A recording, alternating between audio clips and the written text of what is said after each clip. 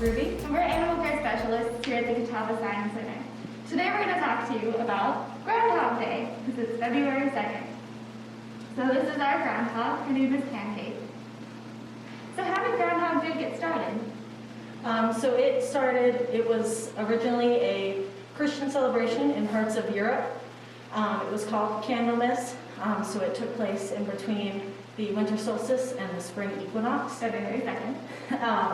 And they would distribute candles to the people of the town.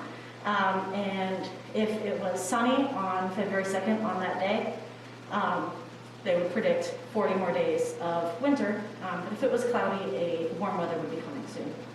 So the Germans took this a step further, and they used their woodland creatures, more specifically badgers and hedgehogs, to predict the weather. So if it was a sunny, clear day, that would mean 6 more weeks of winter. It would be very cold. So they would say if the hedgehogs saw their shadows, then they were in for more snow. When they settled in Pennsylvania in the 18th century, they didn't have badgers and hedgehogs here, so they used groundhogs because they were the native animal that was ground dwelling and would pop out of the ground. So in Pennsylvania, Groundhog Day itself was started by a newspaper editor who was part of the Punxsutawney Groundhog Club. This was a club of, unfortunately, groundhog hunters, but they declared who we now know as Punxsutawney Phil as the official weather forecasting groundhog. So Pancake Phil predicted over 99 weather predictions, and he had about a 40% success rate. So using a groundhog or a hedgehog or a badger to predict the weather isn't entirely accurate, but it's a lot of fun. So in these days, they do still do a Groundhog Day celebration in Punxsutawney, Pennsylvania. So it's led by The inner circle. Yeah, and they wear top hats and they talk in the Pennsylvania Dutch dialect, and they speak to the groundhog in what they call groundhogese. It's very fun. Thousands of people show up. Hopefully this year there won't be thousands of people.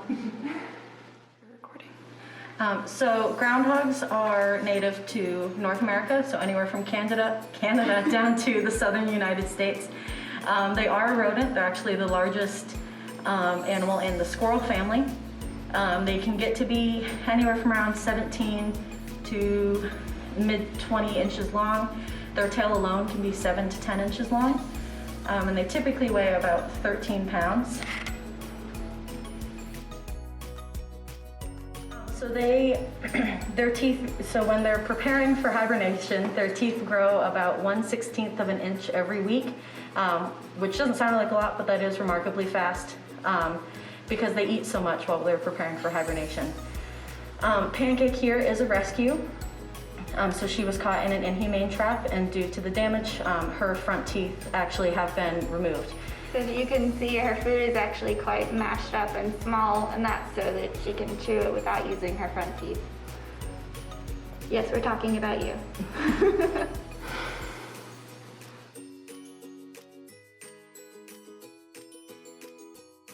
They are herbivores, so they eat plant matter, fruits, even tree bark.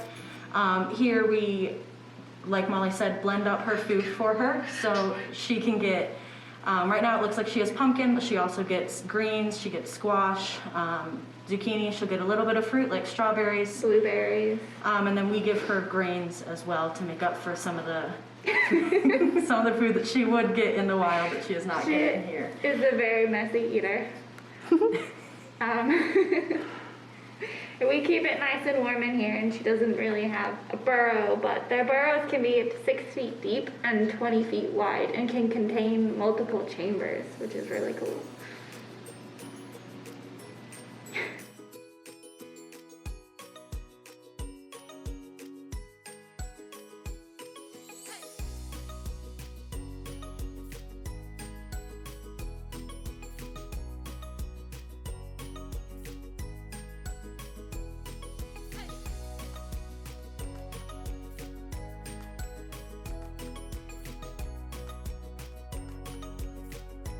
The question everybody really wants the answer to is, How much wood could a woodchuck chuck if a woodchuck could chop wood. And actually a biologist wanted to know the answer to this. So they are called woodchucks, but they don't actually Chop wood. But like Molly said, they dig really deep burrows. So a biologist, Cornell University. yes, did the math. So if instead of the burrow being full of dirt was full of wood, it would be about 700 pounds of wood. So that's how much wood a woodchuck if it could chuck wood.